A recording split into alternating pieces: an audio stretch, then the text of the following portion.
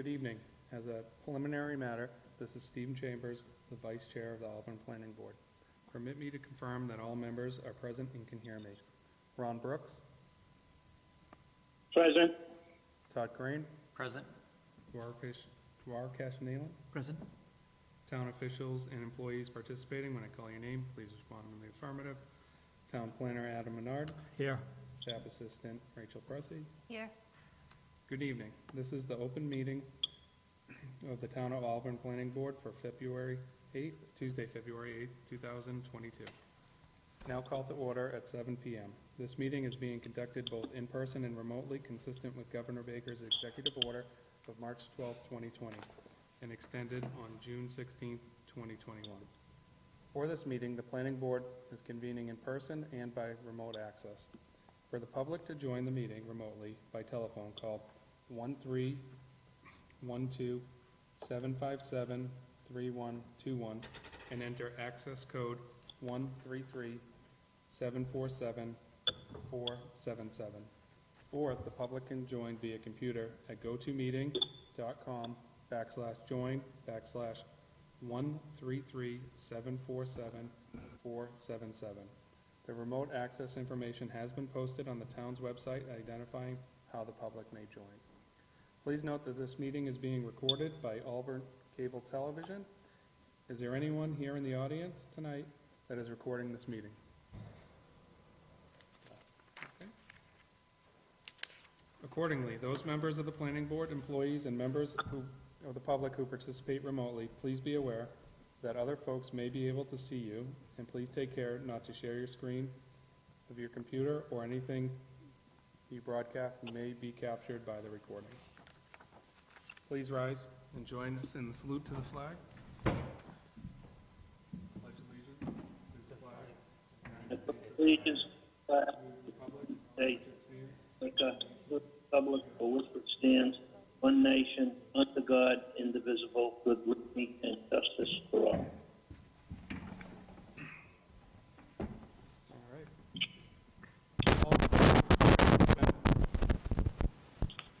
Is that me? No idea.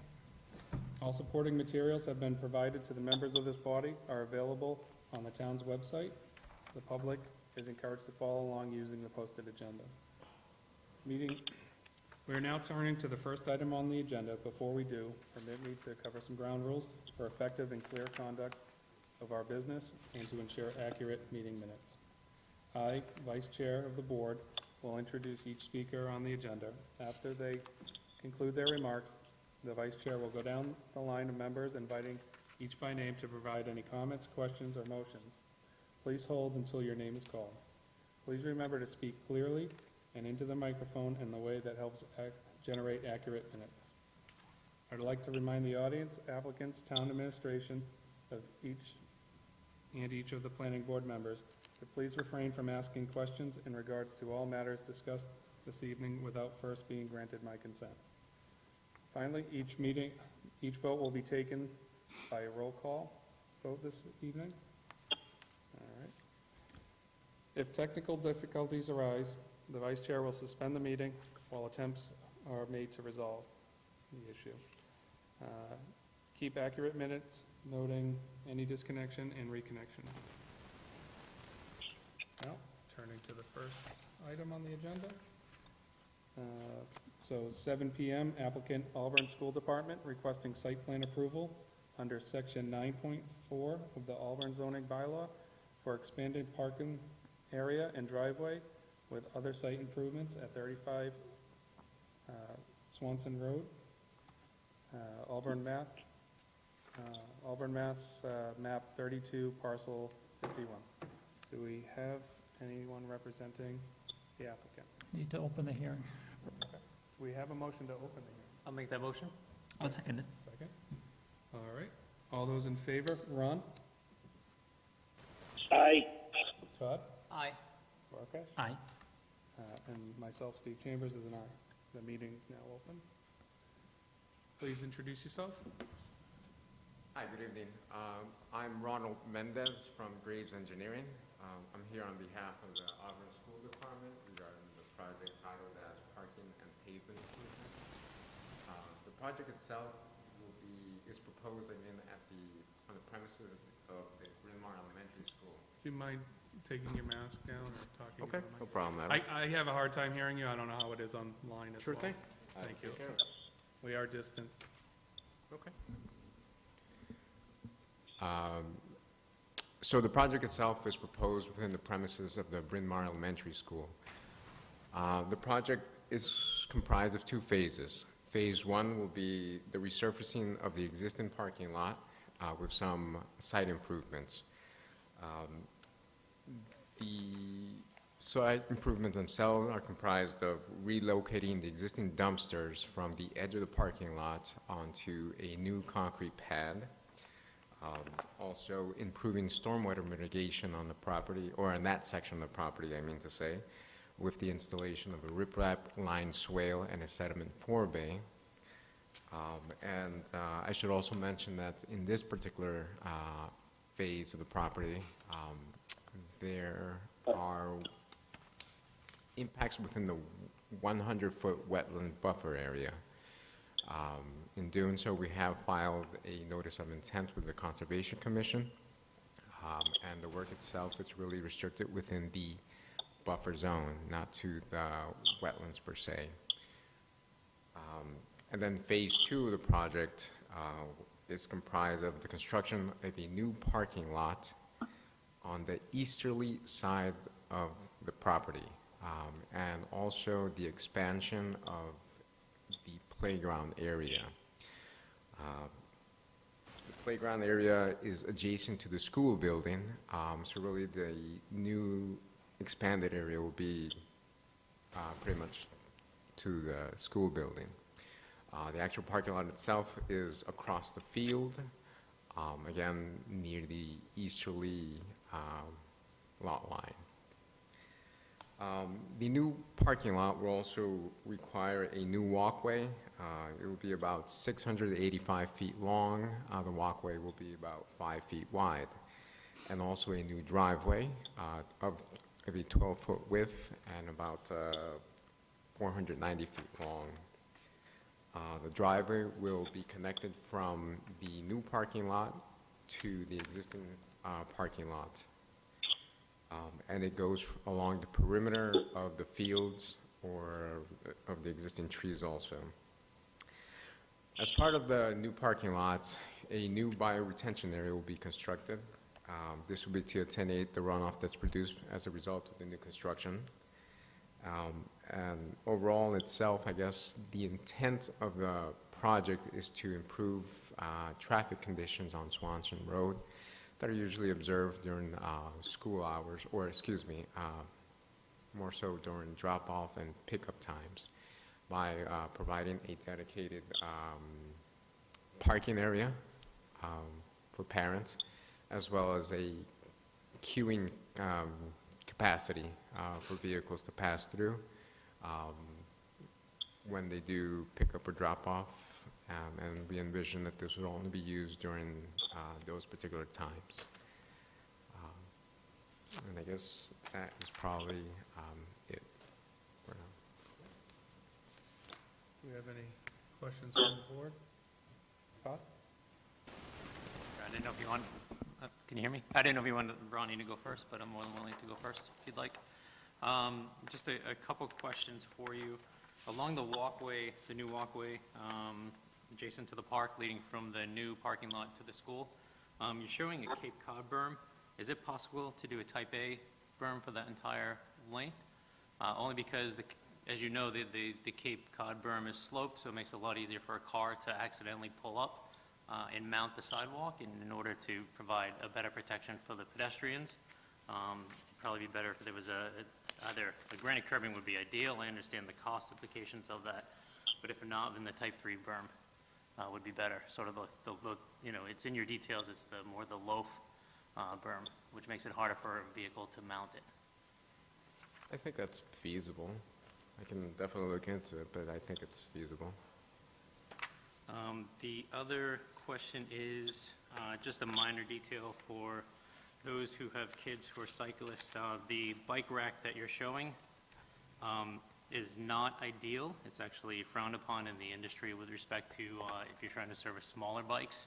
It only provides one place of contact and doesn't work very well for smaller bikes that are seen at an elementary school or adjacent to a playground. So I didn't know if you could look at possibly doing a hoop rack and the inverted U instead. Yeah, I can check into it. And the last question I have might be a question for Adam. Has the town confirmed that doing this work would not trigger Article 97, which is protected parkland? Generally, it doesn't apply to parks and playgrounds. However, the SJC in 2017 considered a similar case where they were trying to make improvements for a school and an adjacent park in Westfield, and the SJC ruled that that does trigger Article 97. That hasn't come up, but I can look into it.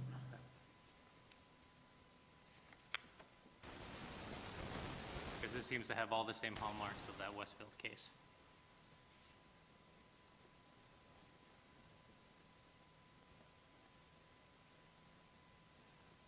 That's all I have for now. Thank you. Two questions, well, maybe three questions. So, on sheet C106 or sheet 7, so I'm just trying to understand where the phases differ. So this one shows phase 1 to be on the left and then phase 2 to be on the right, but the stormwater management system is part of phase 1, correct? No, there's two parts to it, actually. Phase 1 itself, it's really, the stormwater improvements there for Phase 1 are really limited to installing the riprap line swale on the westerly side of the parking lot with a sediment forebay. Phase 2 has its own separate stormwater mitigation, with that being the bioretention area. And I guess I've tried depicting that with a thick, dark line somewhere along the expanded parking, somewhere along the expanded playground area. Okay. Then the second question is on the traffic coordination and timing here. So when phase 1 gets underway,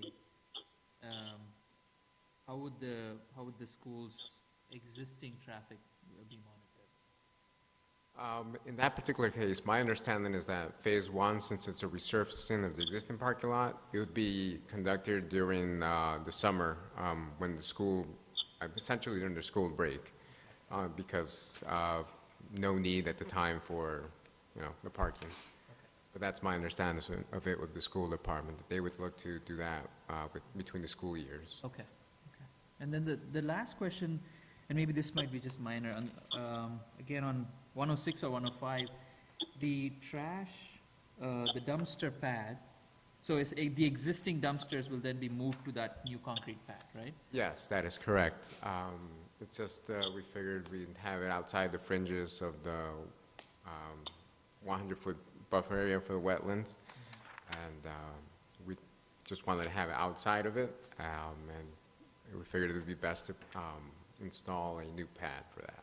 Okay. Something that's a bit more durable for that kind of purpose. Would there be any changes to the existing location of the pads, of the dumpsters today? Actually, there are no pads at where the dumpsters are right now. They're just on the fringes, sort of like on a gravelly area. So Okay. we're just trying to, I guess, better situate them on something that's, might work. Okay. That is all I have. Thank you. Ron, did you have any questions?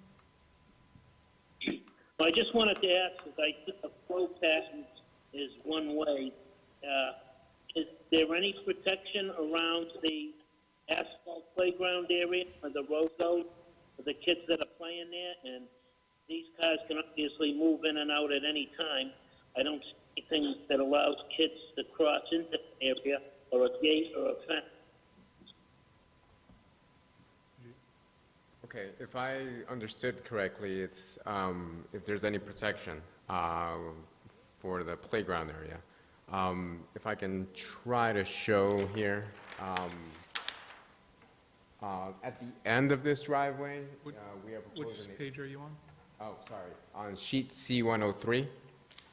At the end of the driveway, where about it meets the existing parking area, we are proposing a swing gate, or a swing bar gate. The idea with that is that it'd be operated by the school, essentially the custodian. So it would be open only for the purposes of the school drop-off and pickup. So I guess when we see beyond that, weekends or evenings or something like, at the end of the day, we anticipate that the bar gate would be closed. That way, there should be no vehicle circulation from the street all the way out. It shouldn't be able to pass through or is a cut through, anything like that nature. So I believe that is what the question was referring to, but if I misunderstood, feel free to let me know. Ron, did that answer your question? Steve, I couldn't understand what he was saying. Yep, so Not coming in. there's a manual gate planned to be operated by the custodian to stop flow of traffic on, so When the kids are out there. Yep, so I'm just trying to think, so where the driveway ends and the existing I see, parking lot begins, I think, So it'd be like if I,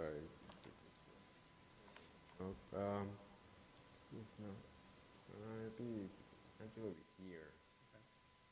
so where the radius, the 40 degree radius is on that plan at the end of the Cape Cod Farm. yes. And Steve, I'm just curious, I didn't see anything that would,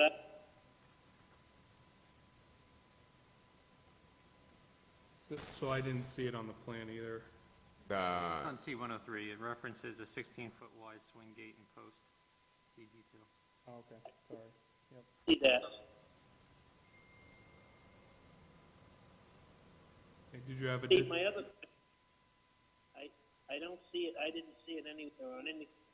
What was the exact need for these spaces way down at the east end of the parking of the playground? Ron, you were cutting out, can you try to repeat that?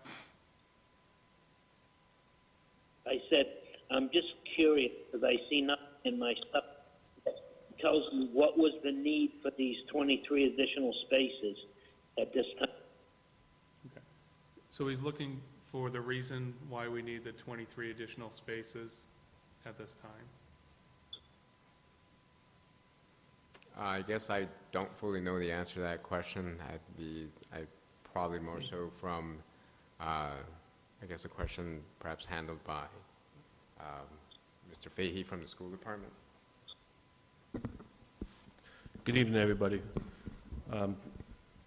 Thank you very much. So obviously Ron did all the dirty work to answer most of your questions, but the purpose of the real purpose of doing the two phases, I'll just be very brief. The first phase, we've had in our capital plan for over 5 years to resurface the existing parking lot that you see on Section A. And as he said, we're moving the dumpster over about 10 feet to get us out of that buffer zone as a site improvement. The reason why we're doing this whole parking lot project is, as it is right now, we currently have about 58 to 60 staff members at Bryn Mawr School now, and parking lot spaces are roughly 47. So we really don't have enough parking spaces to accommodate the staff and the visitors that come into Bryn Mawr School. And this really isn't because of COVID, but because of the continued people dropping off their students. The drop-off area has been very congested.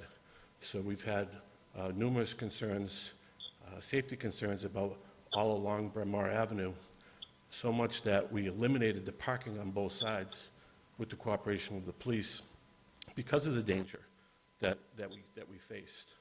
So we thought it was best if we utilized an existing parking lot that was already established, because there's always been a parking lot in the lower part of Bryn Mawr where the baseball field is. So, so we thought at that time, well, rather than just put in a parking lot, let's put an access road in to connect the two, to take all the pressure off of the roads. So that queuing area that we're talking about can probably accommodate between 30 and 40 vehicles. So that would take, so they would actually be queuing up either before school or after school. So that would take all that pressure off the roads to allow emergency vehicles to make their turns a lot easier, just the flow. We all been through it. So it would just make it a better and safer neighborhood. And it's also going to serve another purpose, because it will take the pressure off of the intermediate school, which is across the street, because currently we have people that park in that parking lot and walk their kids across the street into the intermediate school. So through the plans, you'll also see a blinking light we have. Well, I think we do. No, actually, we Oh, don't. we didn't? Oh, we will now, because I just had it, right? Well, that was about to be my question. So- Yes, yeah, so we're actually looking into some grants too with Safe Routes from School as well. So that way there, so it's kind of twofold. So we're resurrecting an old parking lot that's been there since I played T-ball. And now we're gonna pave it, and by doing this retention area, it's also gonna save the water. I'm sure the neighbor right in that corner would really appreciate it, because I believe over the years, he does have water that goes in to his property. So by having this retention area will certainly solve his problems there. Thank you. Ron, did you have additional questions, or did that answer everything? Yeah, Steve, yeah, I'll trust that you're listening well, because I just couldn't understand the word he was saying. I can hear you clearly, but I did not understand anything he said.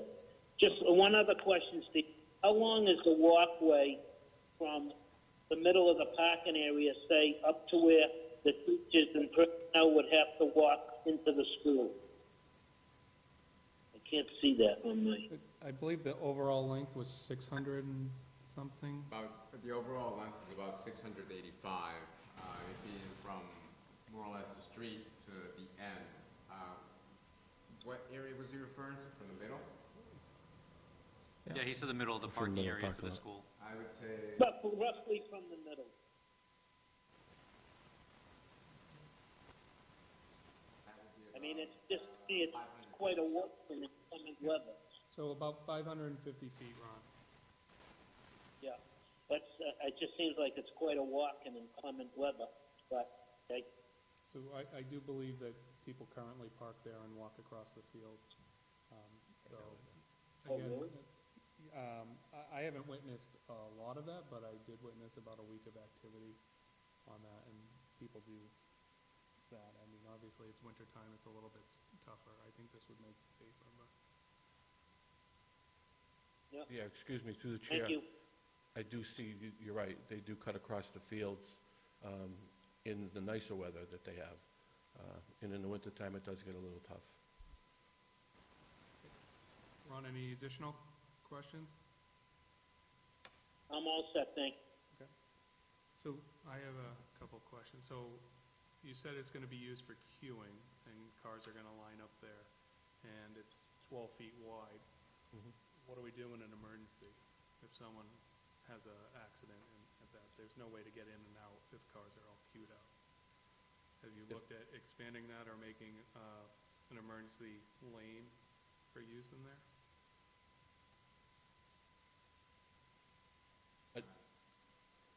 I'll speak. I think we're so concerned about taking away field space. I understand, obviously, safety is a top priority, and I think one of the answers, and if we can do it, we certainly will, but we want to limit the amount of field space we're taking away. We felt that if a vehicle needed to get across, or if a car did break down, you could certainly, go up on the grass along the side of it and service it. Yeah, that's my concern. I'd leave it for the police department or emergency personnel to weigh in on that. Then you mentioned the gate as well. If that gate's closed and someone pulls down, now they have to back up probably 300-plus feet to get out. Well, I think we'll be obviously having signage there, and they wouldn't be backing out because they'd be queuing themselves up, so they'll know, whoever's in this drop-off area is certainly going to know they're there for a reason. At that time, but let's say it's off hours or the gate didn't get opened back up after being closed.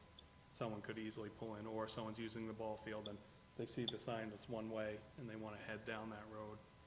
And the Good gate's point. closed. So I don't know if a additional gate is required, or, again, for me, I don't know if it's a turnaround lane before that or some other way. So I have a few concerns with the queuing aspect and being stuck in there. But again, I'll leave it to, Yeah, I was just going to suggest to them through the chair that perhaps relocating the gate to down here, closer to the parking lot, so that that's a location where you actually, because I was looking at that as well, where you stop the cars from coming down. Because I have the same concern that if that gate is closed, somebody's going down there thinking it's open, they're not going to know. 12 feet, they're either going to be backing up pretty far, or they're going to be trying to pull a very tight U-turn. Yeah. So I think it's to look to, put the gate down by the parking lot instead of up by the school. It serves the same purpose. that's a Either great way, point. it just prevents you from getting all the way down there, then having to turn around. I think it's a great point. I think honestly, at the time we designed this, we were more concerned about just the safety of the playground area. We didn't have the vision to think, okay, what if someone does come in and not supposed to be here, and they come down? so additionally, I think Ron was trying to bring this up with a crosswalk. There's no crosswalk shown, even though the gate's closed. Is there a common path of travel that will lead from the school directly across? Is there a way to detail that or mark that out on the plan so people aren't coming out of the school, taking a left or right, going diagonal across what would be a drive lane? I'd like to see something like that. And again, I would like to see what the safety personnel would say with that drive lane being 12 feet wide. It doesn't happen often, but when it does happen, it becomes a problem. If they're okay with it, then I guess I wouldn't necessarily have any objections. I don't think there's specific rules on that, right? Meets the requirements.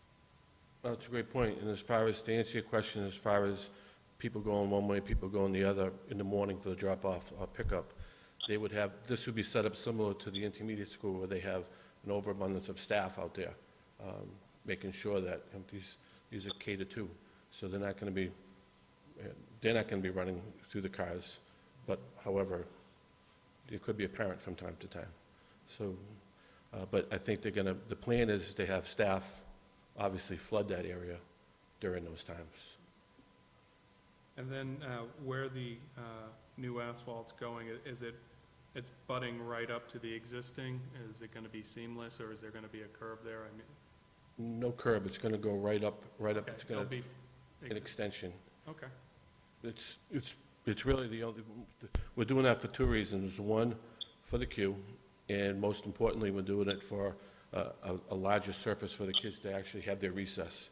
If you ever go by there now, we've tried over the years to plant grass, to do anything, but nothing seems to grow underneath there except rocks. And the kids love to, trip and throw on the rocks and fall, so we think this is the best option we could do. So we're going to get it up to as close as we can to the trees. I'll open it back up to any board members. Yeah, just going back to the crosswalk on Swanson Road, considering the number of pedestrians you have back and forth now, and you think it's going to actually increase now with the improvements, I would like to ask that you consider, at a minimum, an in-street pedestrian crossing stanchion, the MUTCD R1-6, but preferably like you said, the flashing lights, the rectangular rapid flash beacons, which are pedestrian actuated. They cost, you can get them solar powered so that there's no jar on the electricity, and they cost around $20,000.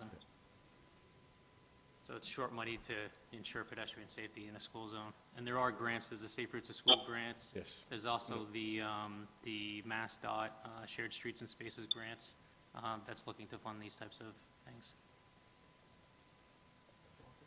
Chair, one question, I think going back to Ron's comment, would there be crosswalks in the travel lane, in the new travel lane? On the, I think on the, So I think, The exit drive. yeah, in the drive, yeah. essentially where it butts up to the existing asphalt. That's kind of my question, was to ask, would we be doing crosswalks to make sure they could get across that to the fields? No, I didn't, no, Like, I didn't so envision in that, this or region? anticipate that.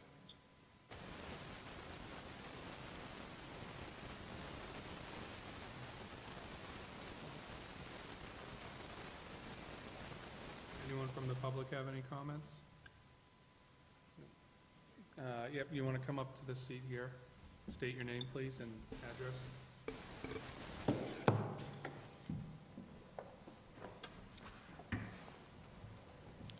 Robert Lynch, 18 Grandview Street. So if you flip the sheet over, my backyard abuts that proposed street. Okay. And I was just wondering, could I get an answer on how close the street will be to the woods? Not the property line, but the woods. And if you notice, there's a fence already there, so that would be the same location that I'm talking about. So I assume we could probably give a guesstimate, but pretty much they would go to the property line. So, So he's going to roughly measure that. Okay, so this being that existing fence that we're saying, to the tree line, it won't be really taking much, but according to the scale, about 10 feet. so my desire would to be, is there any reason we can't push it another 10, 15 feet? I know you don't want to take field up, but, well, let me say first, is that a one-way street It's proposed as It's one. proposed as one way. to going out to the parking lot? No, Go towards the school. to come in from behind the fields to the school and then from the school out back. Okay, and if you can't move the street, what's preventing cars from parking there after hours, like to watch their kids play a ball game? I don't think there's anything preventing them after hours. I think people park there currently. They do, and that's my backyard, and that's, your backyard's supposed to be your privacy. So, I understand, I bought a house next to a school, I'm okay with the kids, I'm okay with the school bells, but to see cars there parked, we can't put up a fence there or anything? Along, right where the trees are? So we can certainly ask. I think they're within their rights to building where it is from the property line. No, I understand that, yeah. I don't know if we can require it, but we can certainly ask that they look into some fencing or, again, I don't know what the tree line is like. I would assume it's pretty bare right now, but Yeah. does it fill in It fills and you can't see, but during the, during the winter, which, okay.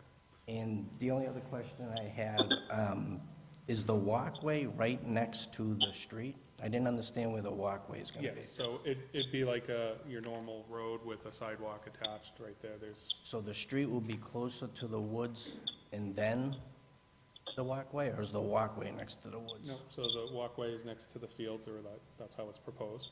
Yeah, And I think the main reason would be, and I'll let them speak to it, but if it's on the other side, then you have people crossing the lane of travel from the parking lot to get in there, and I think they were trying to minimize that, but do you guys have any comments of why the, You're absolutely right.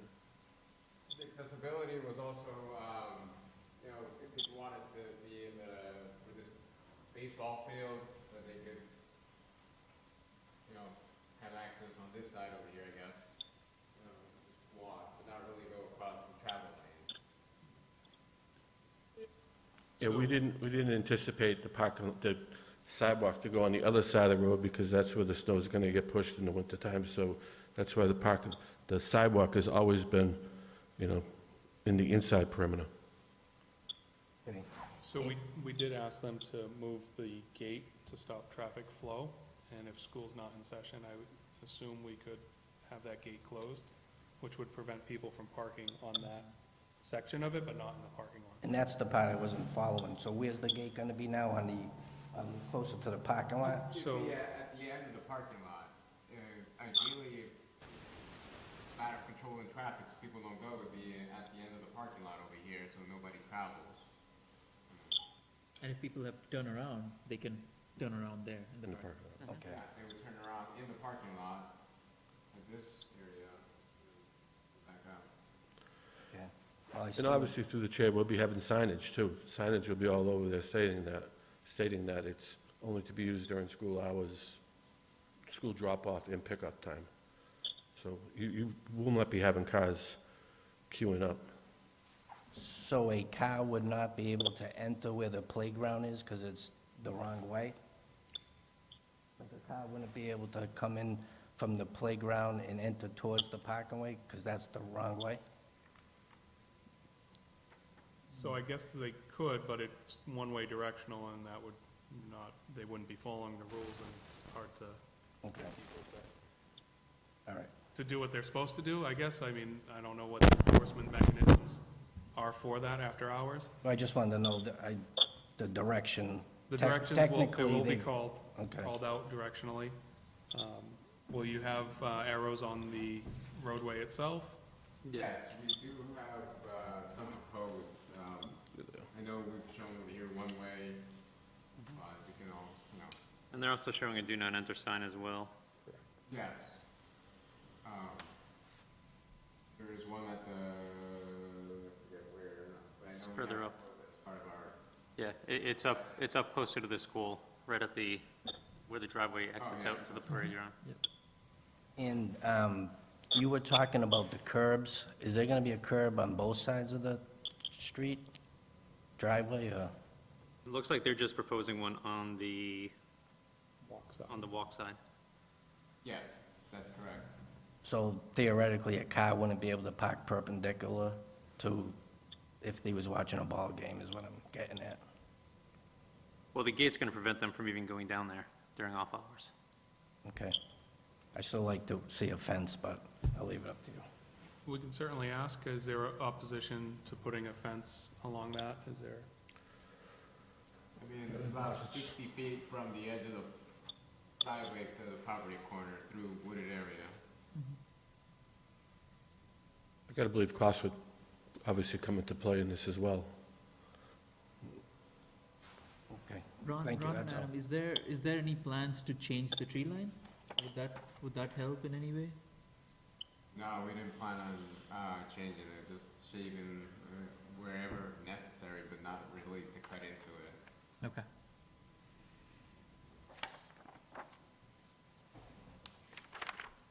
So the existing chain link fence is, where does that end? I guess it's about here, if you can more or less tell. I guess on the page C-103, there's an R-29, right under like the painted traffic mark. So where it says tree line? Yes, where it says tree line. There's a line X, with X's across. Where that line ends, is I guess where we have the end of the fence. Okay. So there is an existing fence, Right. and you're looking for more privacy, is that? Well, that fence is a chain link. I was wondering if we could get something where I don't have to see a row of cars, but just a wish.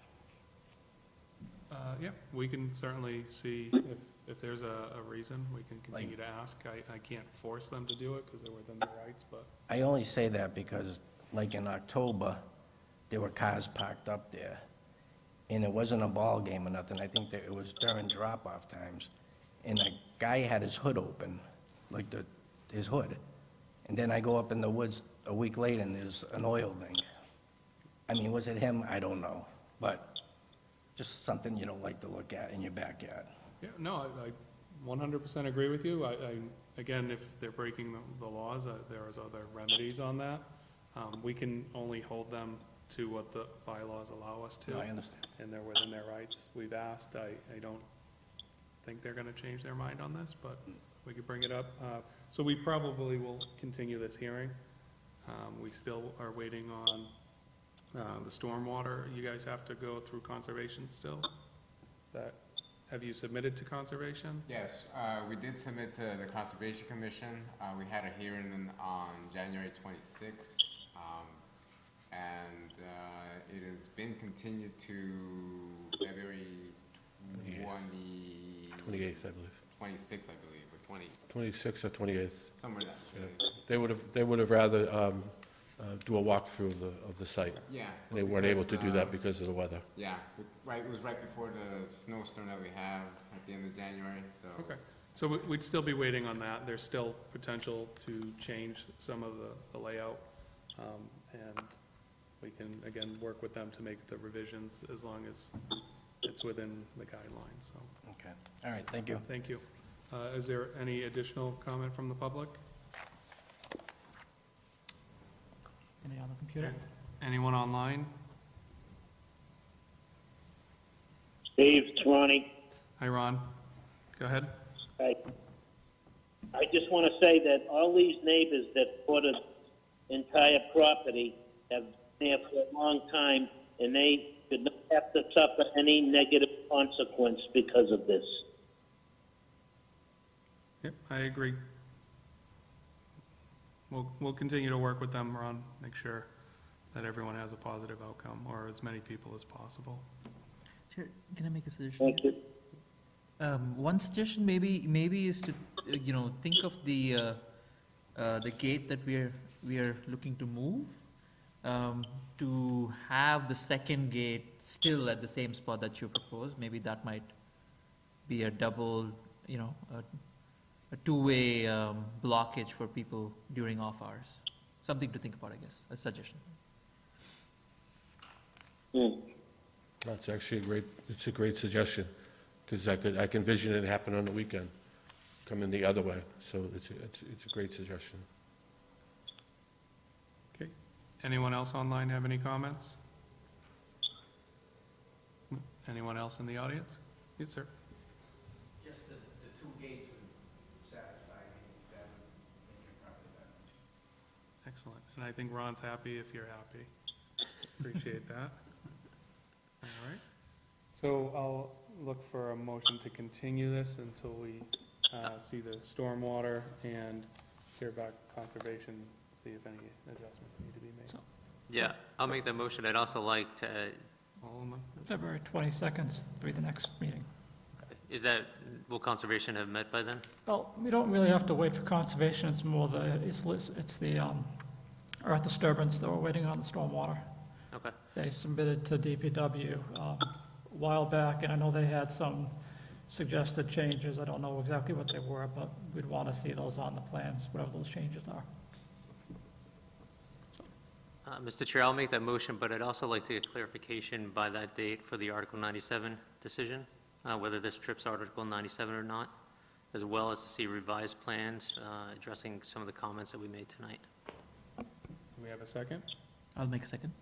All right. All those in favor, Ron? Aye. Todd? Aye. Barkish? Aye. And myself, Steve Chambers, that's an aye. So we'll continue to the 22nd. Thank you for your time. Thank you very much. Thank you, appreciate it. Thank you.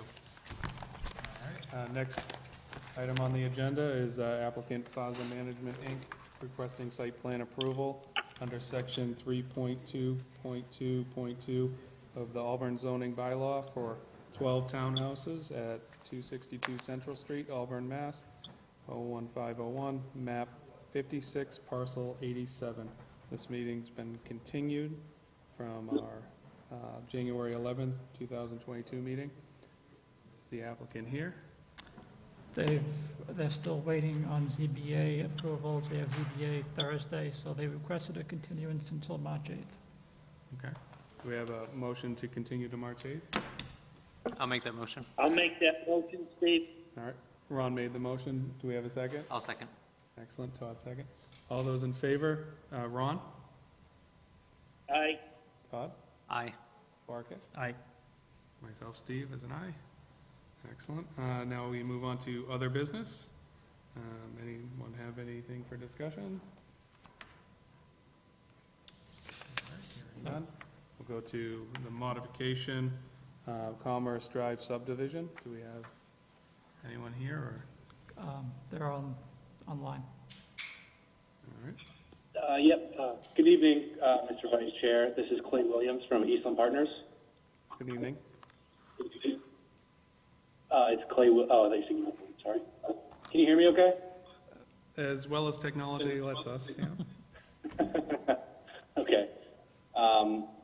So you all should be in receipt of a letter I sent in about 3 weeks ago requesting a minor modification to change our electric service from underground wires to overhead tension wires. This request came directly from National Grid. They currently have plans for some line work along Route 20 and requested we supply the site via overhead wires for operational and time management reasons.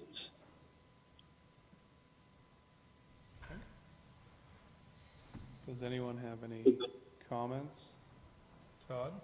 I mean, I'm willing to support this. I find it interesting that it seems to be going backwards. A lot of people are trying to move wiring underground because it's less susceptible to weather conditions and outages, and here we are kind of going in reverse. But since the developer is supportive and National Grid is recommending it, I'll vote yes.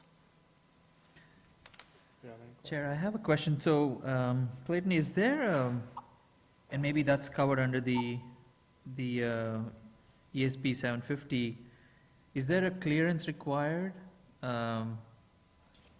because it's an overhead line? In terms of clearance from the street? Yeah, so clearance around the line itself. Is there any okay. spacing distance that's required?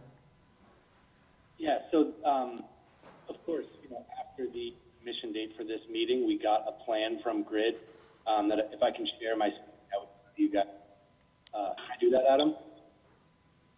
Can they share their screen? Yeah. Let me see. Try that. Okay. So you should be able to see this up on your screen. I guess I'll just explain it for those calling in. So here we have a view of Lot 1 and the access drive, Commerce Drive. This red line here denotes where the line will run. As you see, it crosses the street twice. The poles are placed adjacent to the curb line set forth in that SB 750. So there's plenty of clearance. Obviously, they're going to be high enough where any vehicles accessing these development lots, aren't going to hit the lines. National Grid is really diligent about this sort of stuff. There's, they won't interfere with our street trees. Basically, it's placed with their rules and regulations. Okay, thank you. Mr. Chair, can I just get clarification? You kind of broke up there. You said it's not going to affect any of the street trees, correct? Correct. Okay, thank you.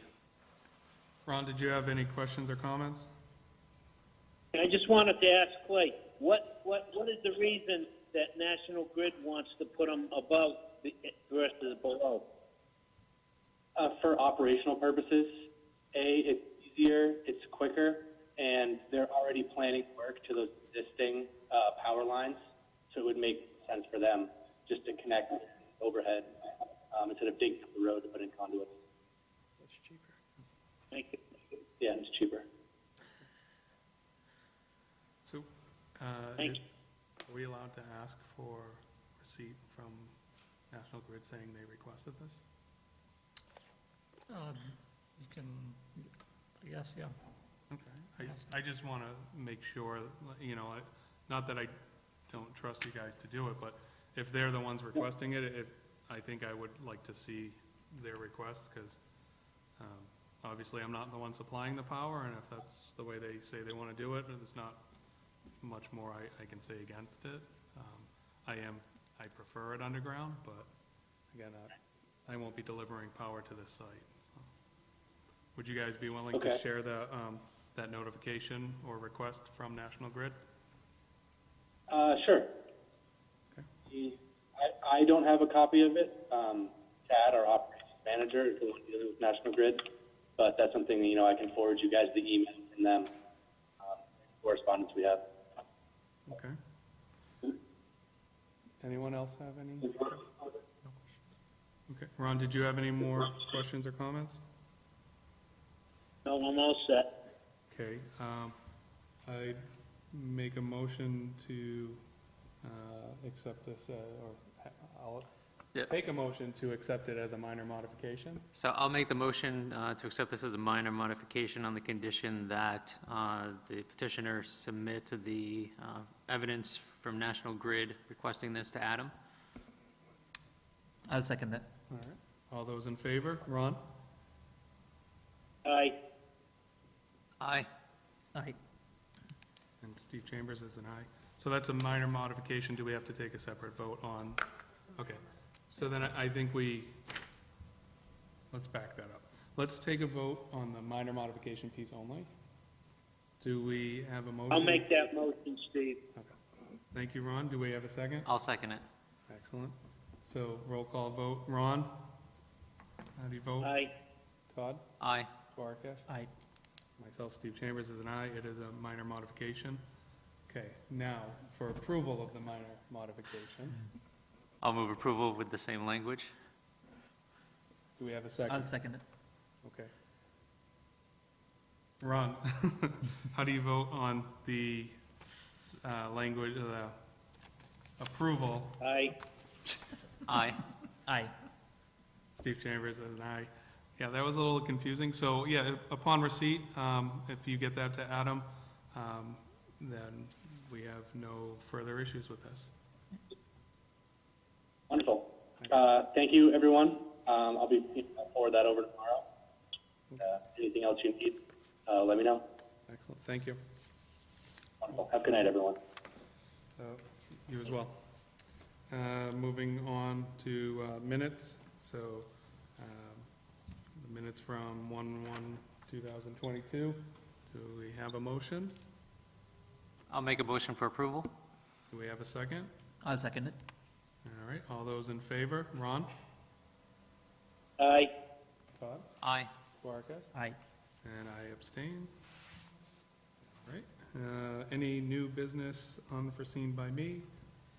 I'm gonna say no. Does anyone else have anything? No. Ron, do you have anything further? No, thank you. Okay. Adam, anything from you? Any updates? Just one small thing, we have been discussing raising the mailing fee for the abutters. Currently, it's $1. That really doesn't cover the expenses. Postage is 58 cents, and we got to mail 2 notifications for every decision, once it goes to the public hearing and once when there's a decision. So we're already over budget without counting paper and ink and stuff. So we're looking to double it to $2. So if the board doesn't have any issues, we'll go ahead and do that. You want to make a vote? What kind of notice, is it just one letter that goes out? It's never more than the 2 notices? They're not getting additional items or? Not normally. We also notify the surrounding towns as well as CMRPC, so there's also that hidden, not a hidden cost, but it's not an obvious cost. Okay, I wouldn't be looking to make money, but I don't want us to lose money, so as long as we're covering the costs, Yeah. I'll be okay with that. Anyone have any objections? No, as long as we're covering all the costs, factor in staff time, paper, everything. Ron, do you have any concerns with them increasing the cost for mailings to abutters? No. Okay. All right, then we're good with that. Sounds good. All right, do we have a motion to adjourn? Steve, can I just ask one thing of that? Absolutely. Adam, we're not under any time constraints or anything with 262 Central Street, are we? No, they have signed the continuance forms. I've been sending them on a regular basis, so we should be covered. Okay, thank you. Anyone want to make a motion to adjourn? I'll make a motion. I'll second it. All right, all those in favor? Ron? Aye. Todd? Aye. Duarkesh? Aye. Myself, Steve Chambers, is an aye. Have a good evening. Thank you. And I